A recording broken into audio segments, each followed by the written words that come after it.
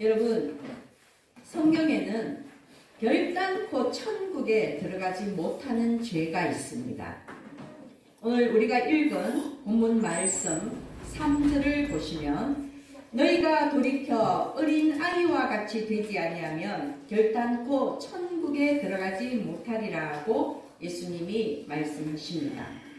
마태복음 18장을 보면요, 제자들이 예수께 나와서 천국에서는 누가 크니까? 라고 묻습니다. 그러자 예수님이 한 어린 아이를 불러서 제자들 가운데 세우시고요, 어린아이와 같이 아니하면 결단코 천국에 들어갈 수 없다고 말씀을 하십니다. 그런데 사실 이 말씀은 제자들에게는 너무 충격적인 이야기였습니다. 왜냐하면 제자들은 자기들이 천국에 들어간다는 것은 너무나 당연한 사실로 알고 단지 천국에서는 어떤 자가 더 높은 자리에 앉을 수 있는지를 물어보았을 뿐인데, 예수님은 제자들이 천국에 들어가는 것 자체에 의문을 던지셨기 때문입니다. 천국에서는 누가 더 크냐고 묻는 제자들에게 오히려 너희가 과연 천국에 들어갈 수 있겠느냐라는 의문을 제기하신 것입니다. 지금 마태복음 18장의 상황은요, 예수님이 3차 갈릴리 사역을 마치고 가버나움의 어떤 집에 있을 때입니다. 시기적으로는 예수님이 십자가 죽음을 맞이하시기 전 약 한 달 정도의 시간입니다. 십자가 죽음을 맞이하기 전 한 달 정도, 그 어느 시점에서 예수님이 가버나움의 어떤 집에 계실 때였습니다. 그렇다면 십자가 죽음을 한 달 남겨놓았을 때이니까 지금 이 상황은요, 예수님의 공생의 사역의 가장 마지막 때입니다. 그리고 제자들은 지금 이 시간까지 예수님과 더불어서 3년여의 시간을 함께 동고동락해왔던 것입니다. 그렇기 때문에 천국 복음을 외치면서 살아온 그들이 천국에 들어가는 것조차 확신할 수 없다는 예수님의 그 말씀은 그들에게는 충격적이었고 또한 잘 이해할 수 없었을 것입니다. 제자들의 누가 크냐는 질문에 어린아이와 같이 되지 않으면 결단코 천국에 들어갈 수 없다는 예수님의 대답은 한편 당황스럽게 느껴질 수도 있지만, 여러분, 우리는 알고 있지 않습니까? 제자들 사이에서 누가 크냐라는 이 논쟁은 하루 이틀의 문제가 아니라는 것입니다. 그들은 예수님과 함께 공생의 사역 기간을 보내면서 그들 사이에서 끊임없이 제기되어 온 문제가 우리들 중에 누가 더 크냐라는 그 문제였고, 이것은 그들 공동체의 화합을 방해하는 논쟁이었습니다. 예수님을 단순히 정치적인 메시아로만 오해했던 제자들은요, 베드로가 주는 그리스도시요 살아계신 하나님의 아들이시니다 라는 고백을 한 후에 예수님의 칭찬을 듣고 제자들의 대표격이 되었습니다. 그리고 또 베드로, 야고보, 요한 세 제자만을 데리고 예수님은 변화산에 오르셨습니다. 그러자 제자들 사이에서는 과연 예수님이 다스릴 나라에서는 누가 더 높은 자리에 오를 수 있는지 궁금했던 것입니다. 더구나 이제 곧 예루살렘에 입성하면 그들이 그토록 고대했던 메시아의 시대가 열린다고 생각했기 때문에 그들 안에서도 정말 넘사벽인 베드로, 야고보, 요한을 제외하고 나서라도 그 나머지 다른 제자들 사이에서는 반드시 서열 정리가 되어야 된다고 생각했을 수도 있다는 것입니다. 그런데 예수님은 지금껏 두 차례나 이 제자들과 함께하면서 지금 이 상황이 벌어지기 전에 예수님은 이미 두 차례나 십자가 고난과 죽음에 대해서 말씀하셨다는 것입니다.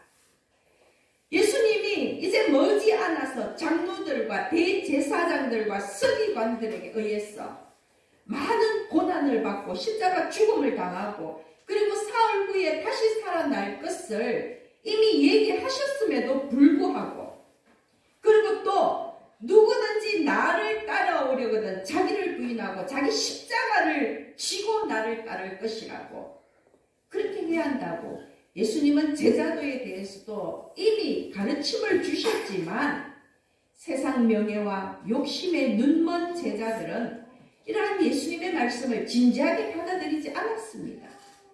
제자도에 대해서도, 그리고 또 예수님의 십자가 순환과 죽음에 대해서도 그들은 한 귀로 듣고 한 귀로 흘렸다는 것입니다. 그러니 오늘 이 시간, 이 가버나움의 어느 집에서 예수님께 천국에서는 누가 더 크냐는 이러한 질문을 할 수 있었다는 것입니다.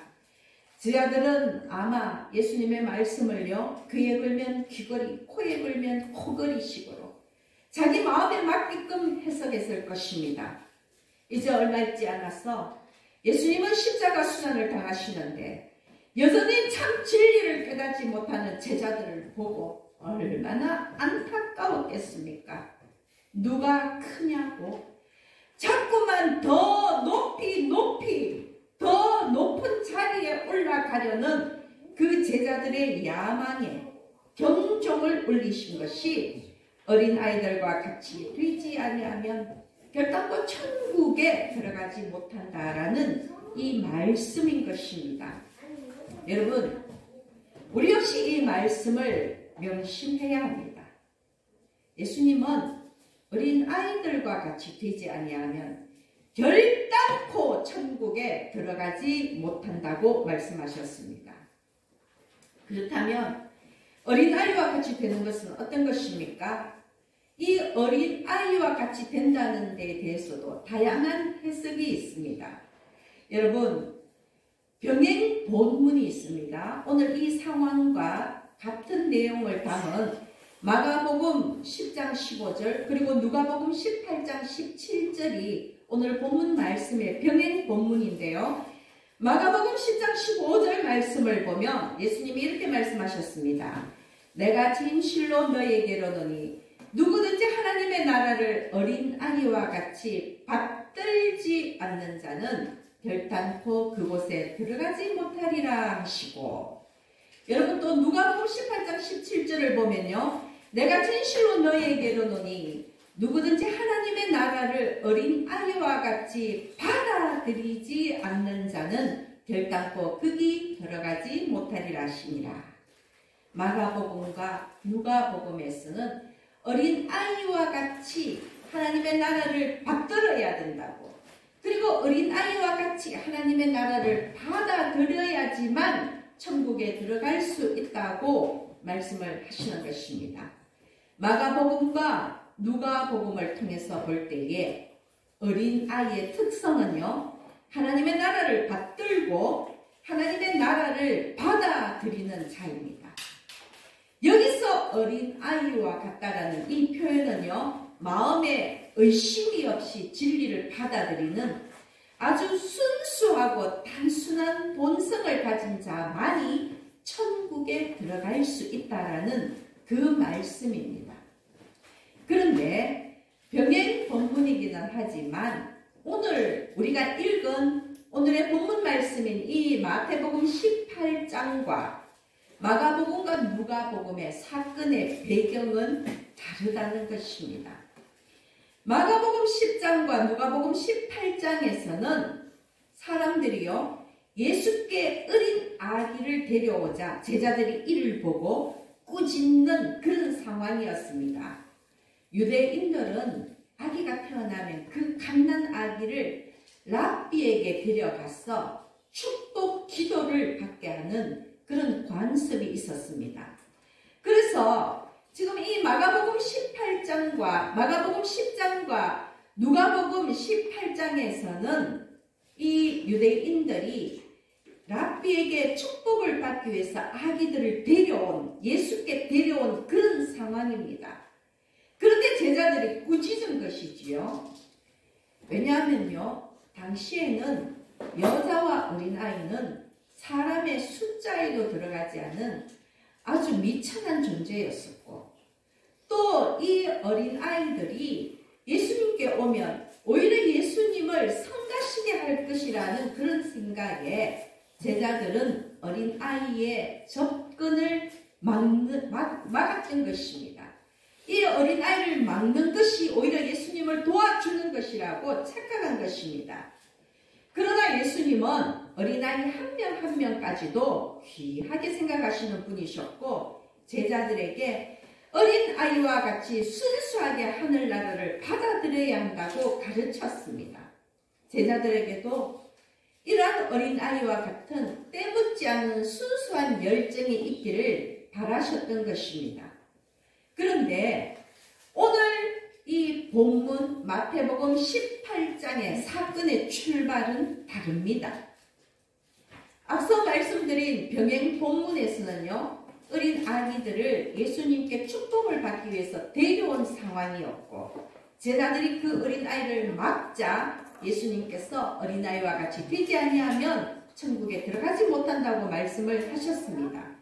그런데 오늘 말씀인 마태복음 18장은요, 제자들이 천국에서는 누가 더 크냐고 묻는 데 대한 답변으로 예수님이 어린아이를 가운데 불러 세우시고, 너희가 돌이켜 어린아이들과 같이 되지 아니하면 결단코 천국에 들어가지 못하리라, 이렇게 말씀하신 것입니다.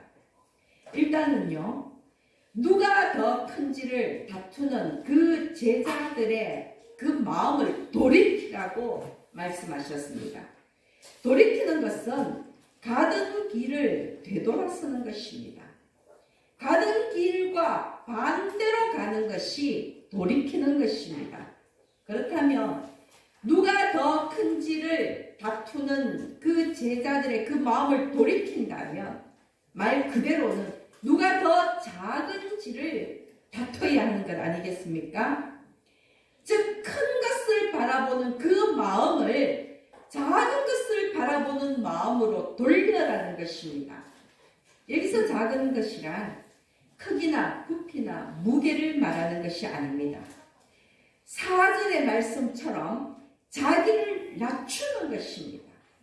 여기서 작은 것이란, 자기를 낮춘다는 것은 한마디로 겸손을 말하는 것입니다. 그러므로 오늘 본문인 마태복음 18장에서의 어린아이는 겸손을 나타내는 것입니다. 앞서 말씀드렸듯이 당시에는 어린아이들은요, 낮고 천하고 소외된 존재였습니다. 어리고 연약하고 불완전한 존재였습니다.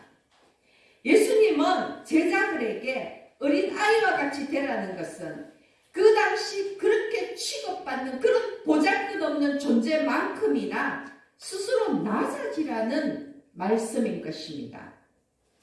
사실 제자들은요, 예수님이 다스리는 나라에서 한 자리를 차지하고 땅땅거리며 살 수 있다는 기대감 때문에 지금까지 온갖 어려움을 감내하면서 예수를 떠나지 않았던 속물들이었습니다.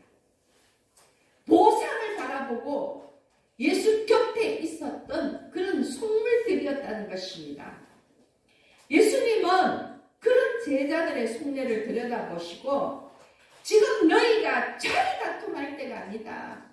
지금 너희가 천국에서 누가 더 크냐를 따질 때가 아니라 너희가 천국에 들어갈 수 있는지 없는지부터 먼저 점검해 보라는 것입니다. 하나님의 말씀에 순종하고 오직 예수 그리스도만 의지하면서 자신을 내세우거나 자랑하지 않는 그런 겸손함이 있어야 천국에 들어갈 수 있다고 어린아이를 통해서 가르치는 것입니다. 그러므로 천국에서 누가 크냐라는 제자들의 질문에 대한 예수님의 직접적인 대답은 바로 오늘 이 마태복음 18장 4절의 말씀입니다. 누구든지 이 어린아이와 같이 자기를 낮추는 사람이 천국에서 큰 잔이라. 여러분, 어린아이가 모두 겸손하다는 것이 아니지요. 어린아이의 그 속성으로 볼 때 어린아이라고 무조건 모두가 다 겸손한 것은 아닙니다. 그러므로 여기서 어린아이 가치라는 이 표현은요, 어린아이만큼이나 어리고 연약하고 보잘것없이 취급받는 그런 존재로 낮아져야 된다는 것입니다. 이 말씀은 마태복음 16장 25절과 같은 맥락입니다. 누구든지 제 목숨을 구원하고자 하면 잃을 것이요 누구든지 나를 위하여 제 목숨을 잃으면 찾으리라. 예수 앞에서 낮아지고 또 낮아지라는 것입니다. 그렇다면 여러분, 천국에서의 서열의 척도는 무엇입니까? 바로 겸손입니다. 겸손한 자가, 더 겸손한 자가, 더 자기를 낮추는 자가 천국에서는 더 높은 자가 된다는 예수님의 말씀인 것입니다. 여러분, 신약성서에서 오늘 말씀의 본보기가 될 아주 겸손한 자 한 명을 꼽으라면 여러분은 누가 생각이 나십니까? 저는 말씀을 준비하면서 당장 떠오르는 인물이 바로 세례 요한이었습니다. 예수님보다 6개월 먼저 태어나서 회개하라, 천국이 가까웠다고 물로 세례를 주면서 그렇게 천국 복음을 외친 자였습니다. 세례 요한은 우리가 알다시피 주의 길을 예비하는 자, 예수가 바로 메시아라는 것을 증언하는 그 사명을 감당하기 위해서 이 땅에 왔습니다. 세례 요한은 구약의 말라기 선지자 이후에 400년 만에 나타난 구약의 마지막 선지자였고, 구약의 마지막 선지자라는 것은 예수 그리스도가 열어가시는 신약 시대에 바로 선구자라는 것입니다.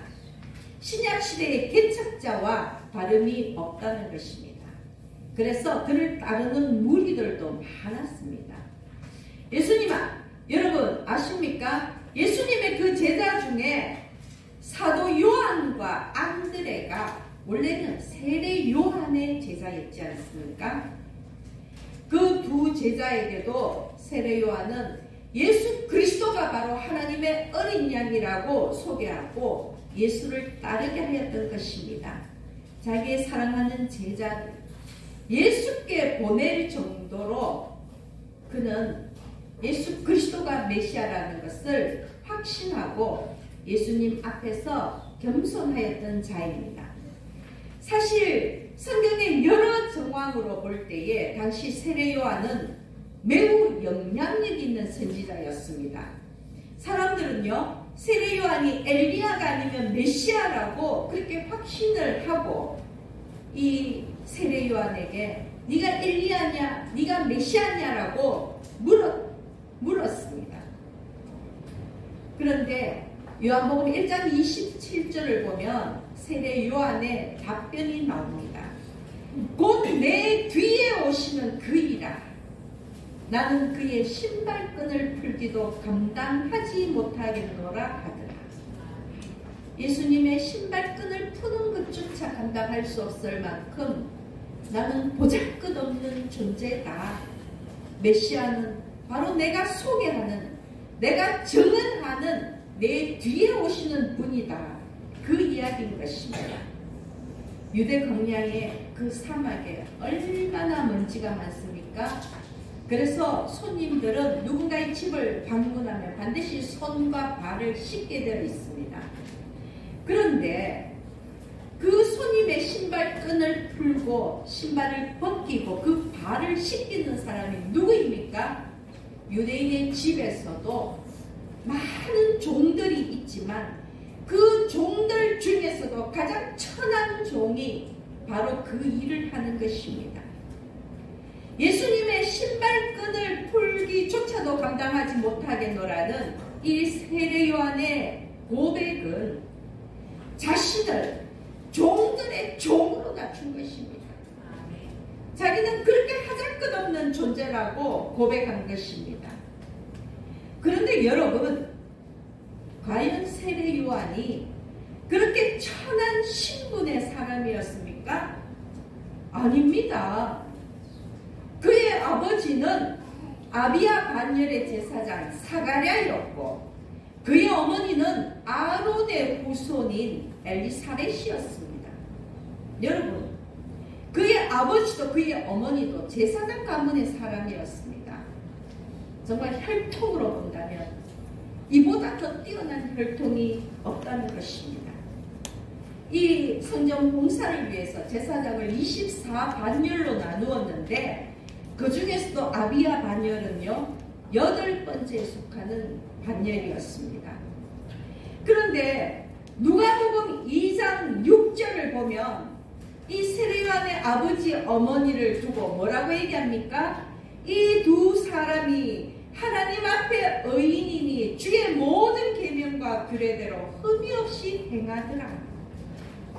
아버지 사가랴와 어머니 엘리사벳은 둘 다 제사장 가문의 출신들로 그 가문도 뛰어나지만 그들의 성품도 나무랄 데가 없는 너무나 경건한 자들이었다는 것입니다. 그리고 당시 사회에서 이렇게 제사장 가문끼리 결혼하는 것은요 굉장한 영광이었습니다. 요즘식으로 얘기하면 귀족과 귀족끼리, 재벌과 재벌끼리 결혼하는 것 같은, 물론 이 당시 정략 결혼은 아니었겠지만, 여러분 그만큼 세례 요한은 최고의 가문과 경건한 부모에 의해서 양육받은 부족함 없는 조건의 사람이었던 것입니다. 세례 요한이 그 광야에서 낙타토롯을 입고 가죽띠를 메고 메뚜기와 석청을 먹으면서 생활한 것은 그가 그렇게 가난하고 천한 신분이었기 때문이 아니라는 것입니다. 남부러울 것 없는 최고의 가문과 환경을 가진 사람이 자신을 종들의 종으로 그렇게 자신을 낮춘 그것이 바로 겸손이라는 것입니다. 그것뿐만이 아닙니다. 제가 개인적으로는 정말로 사모하는 말씀인데요. 지금 이 상황이 예수께서 등장을 하시자 세례 요한을 따르던 많은 무리들, 그 무리들이 세례 요한이 아닌 예수님을 따르기 시작했다는 것입니다. 예수님 주변에 점점 많은 사람들이 늘어나기 시작했습니다. 세례 요한은 요한과 안드레 등 자기 제자를 예수께 보낸 사람이었고 예수님의 제자의 수가 점점 증가하자 어떻게 이야기합니까? 요한복음 3장 28절에서 30절 말씀을 보면요. 내가 말한 바 나는 그리스도가 아니요 그의 앞에 보내심을 받은 자라고 하는 것을 전언할 자는 너희니라. 신부를 취하는 자는 신랑이나 서서 신랑의 음성을 듣는 친구가 크게 기뻐하니 나는 이러한 기쁨으로 충만하였노라. 그는 흥하여야 하겠고 나는 쇠하여야 하리라. 여러분, 이것이 바로 겸손입니다. 정말 저는 이 말씀을 사모하는데요. 이 세례 요한의 고백을 여러분 마음속에 새기십시오. 그는 흥하여야 하겠고 나는 쇠하여야 하리라. 예수는 흥하여야 하겠고 나는 쇠하여야 하리라. 여러분, 다시 말씀을 드리지만 이것이 겸손입니다. 오직 예수만 높이고 자신의 존재조차도 부인하는 세례 요한의 겸손. 주님은 이러한 겸손이 아니면 결단코 천국에 들어갈 수 없다고 말씀하시는 것입니다. 그런데 이렇게 겸손한 세례 요한을 예수님은 어떻게 평가하십니까? 누가복음 7장 28절에 보면 여자가 낳은 자 중에 요한보다 큰 자가 없도다. 예수님은 이렇게 말씀하셨습니다. 세례 요한은 자신을 종들의 종으로 예수님의 신발끈조차 풀기를 감당할 수 없는 그렇게 미천한 자라고 예수님은 흥하여야 되겠고 나는 쇠하여야 되겠다고 그렇게 자신의 존재조차도 부인하는 자인데 예수님은 여자가 낳은 자 중에 요한보다 큰 자가 없다. 무슨 말씀입니까? 이 세상에 요한보다 큰 자가 없다는 것입니다. 세례 요한보다 큰 자가 없다는 것입니다.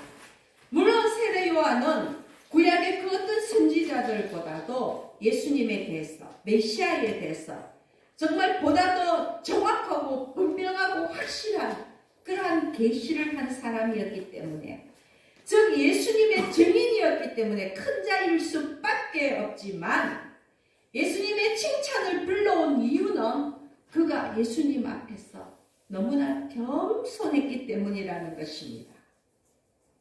세례 요한은 예수님의 신발끈을 푸는 것조차 감당하기 어렵다고, 예수는 흥하여야 하고 자기는 쇠하여야 한다고 했는데, 예수님은 세례 요한이 여자가 낳은 자 중에 가장 큰 자. 다시 말씀을 드리고 다시 강조하죠. 세상에서 세례 요한보다 더 큰 자가 없다고 그렇게 세례 요한을 높이신 것입니다. 가장 낮아졌던 예수님은 그를 가장 높이실 것입니다. 여러분, 이것이 천국의 비밀입니다. 오늘 본문 말씀에서 제자들은 앞다투어 예수님께 나와서 천국에서는 누가 크니까 물었습니다. 큰 자가 되고 싶었고 높은 자리에 앉고 싶었기 때문입니다. 그런데 여러분, 누가 천국에서 더 큰 자입니까? 누가 큰 자입니까? 세례 요한처럼 예수님 앞에서 자기를 낮추는 자입니다. 어린 아이처럼 그 연약하고 불완전한 속성을 인정하고 자기를 낮추는 자. 나는 연약한 자요. 나는 불완전한 자요. 나는 종들의 종입니다라고 자기를 낮추는 그런 자가 천국에서 큰 자요. 이런 겸손함이 없다면 결단코 천국에 들어가지 못하는 것입니다. 우리 역시 예수님의 지적대로 나 자신은 과연 천국에 들어갈 겸손함이 있는지 돌아보아야 할 것입니다. 그러므로 여러분 주위에 그 누구도 무시하거나 멸시하지 마십시오. 여러분보다 어리고, 여러분보다 못 배우고, 여러분보다 가난하고, 여러분보다 더 못났다 할지라도 그들의 연약함을 조롱해서는 안 됩니다. 그들은 바로 예수님의 오늘 말씀 속에서 지적하신 모두가 작은 자이기 때문입니다. 못 배우고 가난하고 못났고 소외된 자들, 그런 자들은 작은 자들입니다. 6절 말씀을 보십시오. 누구든지 나를 믿는 이 작은 자 중 하나를 실족하게 하면 차라리 연자맷돌이 그 목에 달려서 깊은 바다에 빠뜨려지는 것이 나으니라. 실족하게 하는 그 사람에게는 화가 있도다. 나로 말미암아 누군가가 상처받고, 나로 말미암아서 누군가가 신앙생활에서 떠나게 된다면, 예수를 떠나게 된다면 나에게 화를 물으신다는 것입니다. 차라리 연자맷돌을 메고 깊은 바다에 빠지는 것이 더 낫다는 것입니다. 연자맷돌을 메고 깊은 바다에 빠지면 죽지요. 다시 그 바다를 헤엄쳐서 나올 수가 없습니다. 차라리 그게 나을 정도라는 예수님의 이 경고의 말씀을 기억하십시오. 10절 말씀 보십시오. 삼가 이 작은 자 중에 하나도 없인 여기지 말라. 너희에게 말하노니 그들의 천사들이 하늘에서 하늘에 계신 내 아버지의 얼굴을 항상 배우느니라. 여러분, 아무리 작은 자라 할지라도, 아무리 보잘것없는 자라 할지라도 하나님께서는 그 작은 자 한 명 한 명을 특별한 관심을 보고 계신다는 것입니다. 그 작은 자의 그 천사들이 하나님의 얼굴을 항상 뵙는다고 합니다. 그들의 억울함, 여러분, 그들의 원통함, 그들에 대한 모든 것을 하나님 앞에 낱낱이 구한다는 그 얘기입니다. 하나님께서 그 모든 것들을 지켜보고 계신다는 이야기입니다. 얼마나 두렵고 떨리는 말씀입니까? 형제를 실족해 하며 업신 여기는 자는 두말할 것 없이 교만한 자들입니다. 잠언 16장 18절에서 이렇게 기록되어 있습니다. 교만은 패망의 선봉이요 거만한 마음은 넘어짐의 앞자리니라. 여러분, 교만한 자는 패망합니다. 거만한 자는 넘어집니다. 교만은요 지극히 높으니 바로 하나님과 같아졌어 온 세상을 통치하고자 욕심을 내었던 사탄의 속성이며, 겸손은 가장 높은 보좌에서 낮은 세상으로 내려와 죄인을 대속하기 위해 십자가 죽음을 당하신 예수 그리스도의 속성이라는 것입니다. 다시 말씀을 드립니다. 교만은 사탄의 속성입니다. 겸손은 예수 그리스도의 속성입니다. 그러므로 교만한 자는 결단코 천국에 들어가지 못하며 오직 겸손한 자만이 예수님 곁에 설 수 있다는 것입니다. 사랑하는 여러분, 우리 자신은 어린아이와 같은 어리고 약하고 불완전한 존재임을 인정하시고요. 예수님 앞에서 세례 요한처럼 저는 가장 낮고 미천한 존재입니다 라고 고백하십시오. 그리할 때에 예수님은 우리를 천국으로 인도하실 것입니다. 그리하여 사랑하는 우리 모두가 이 땅에서뿐만이 아니라 천국에서도 예수님과 더불어 영생을 누릴 수 있기를, 그때를 사모하며 오직 겸손으로 살아가시기를 예수님의 이름으로 축원합니다. 아멘.